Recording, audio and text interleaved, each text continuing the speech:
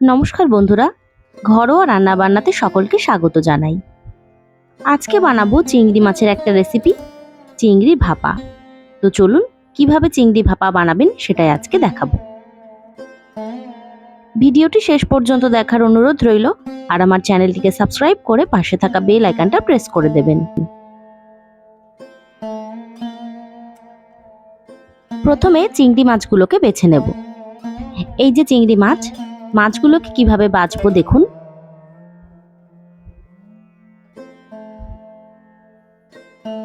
প্রথমে এর মাথাটা ফেলে দেব, তারপর গায়ে যে খোসাটা আছে সেটাকে এইভাবে ছাড়িয়ে ফেলব। এই জায়গাটায় একটা নোংরা থাকে, সেটাকে টেনে বার করব। লেজের কাছ থেকে নখ দিয়ে এভাবে টান দেব, আর দেখুন সুতোর মতো একটা নোংরা বেরিয়ে আসবে। এইভাবে কিন্তু সমস্ত চিংড়ি মাছগুলোকে পরিষ্কার করতে হবে। আবার দেখিয়ে দিচ্ছি, দেখুন। প্রথমে মাথাটা ফেলে দিচ্ছি, তারপর গায়ের যে খোসাটা আছে সেটাকে টান দিয়ে ছাড়িয়ে দেব। এবার লেজের কাছ থেকে নখ দিয়ে টান দিয়ে সুতোর মতো যে নোংরাটা থাকে সেটা বার করে ফেলবো।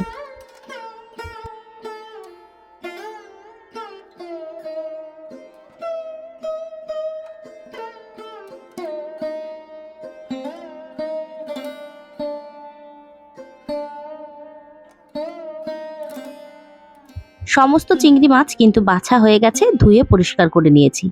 এবার কয়েকটা মশলা বেটে নেব। সর্ষে, পোস্ত, সাদা তিল আর কাঁচা লঙ্কা। মশলাগুলোকে আমি শিলে বাটবো। প্রথমে বেটে নিচ্ছি সর্ষে। আপনারা চাইলে কিন্তু এগুলো সব মিক্সার গ্রাইন্ডারেই বাটতে পারেন।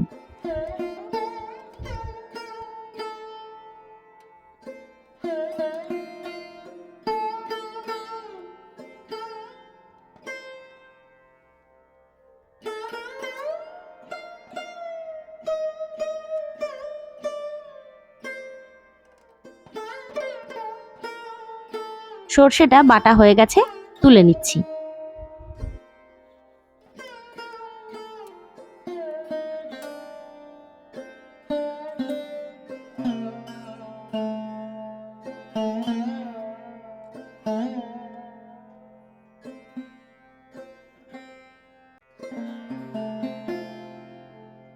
এবার বেটে নেব পোস্ত।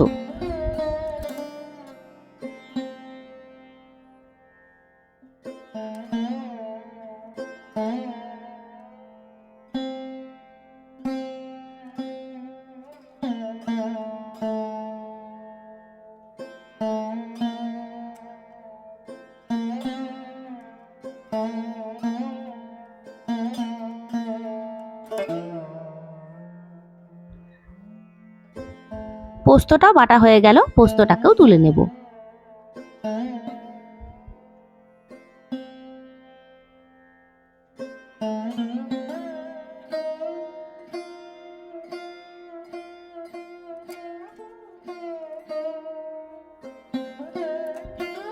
এরপর বাটবো সাদা তিল। তিল বাটা দিলে কিন্তু যে কোনো ভাপা খেতে অসাধারণ লাগে। শুধু তিল বাটা দিয়েও কিন্তু ভাপা করা যায়, সর্ষে পোস্ত ছাড়াই।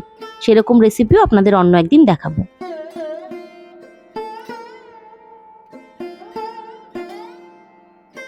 তো তিলটাও বাটা হয়ে গেল, তিলটাকেও তুলে নিচ্ছি।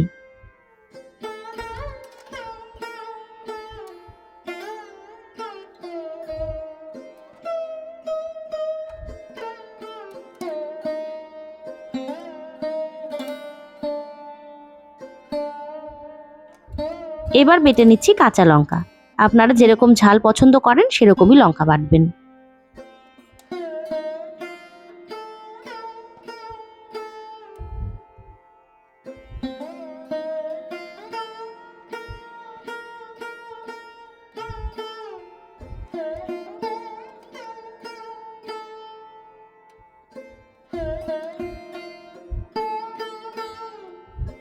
কাঁচা লঙ্কাটাও বাটা হয়ে গেছে।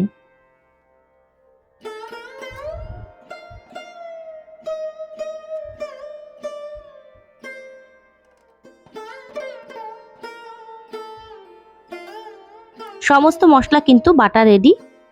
এবার আমি মাছের মধ্যে মশলাটা মাখাবো। চিংড়ি ভাপাটা টিফিন বক্সের মধ্যে করছি, সেই জন্য বক্সের মধ্যে প্রথমে দিয়ে দিচ্ছি চিংড়ি মাছ, দিয়ে দেব পরিমাণ মতো লবণ, পরিমাণ মতো হলুদ, দিচ্ছি সর্ষের তেল।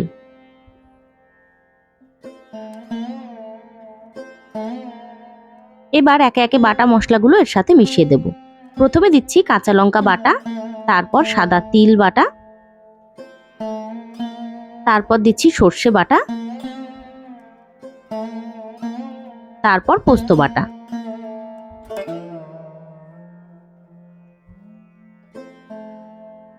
সমস্ত কিছুকে মিশিয়ে নিচ্ছি।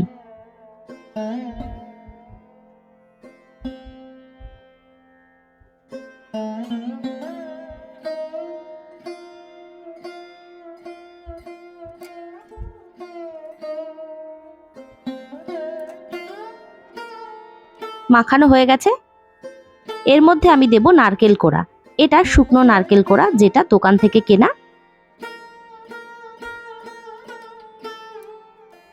এখান থেকে 2 চামচ মতো এর মধ্যে দিয়ে দিচ্ছি। খুব সামান্য জল দিয়ে দিচ্ছি। আবারও পুরোটাকে মিশিয়ে নেব।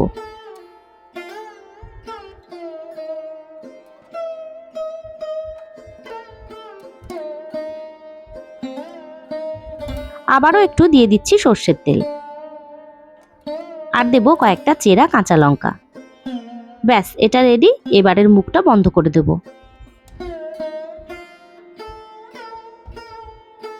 কড়াইতে জল দিয়ে তার উপর একটা র‍্যাক দিয়েছি। এর উপর এবার আমি টিফিন বাটিটা বসিয়ে দিচ্ছি। ওপর থেকে একটা ঢাকনা দিয়ে দিচ্ছি। এইভাবে কিন্তু মোটামুটি 20 মিনিট মতো আমি এটাকে স্টিম করব। মাছটা যেহেতু কাঁচা, সেই জন্য একটু সময় তো লাগবেই। 10 মিনিট হয়েছে। আমি ঢাকনাটা খুলে দেখাই কত দূর হয়েছে। আমার মনে হচ্ছে আরেকটু হবে। কাঁচা লঙ্কাগুলো এখনো সেরকম সিদ্ধ হয়নি, সেই জন্য আমি আরো 10 মিনিট মতো এটাকে স্টিম করব।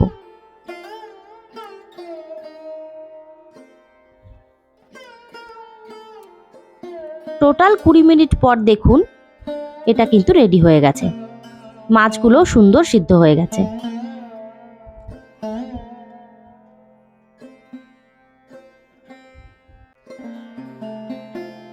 এবার এটাকে নামিয়ে নিচ্ছি।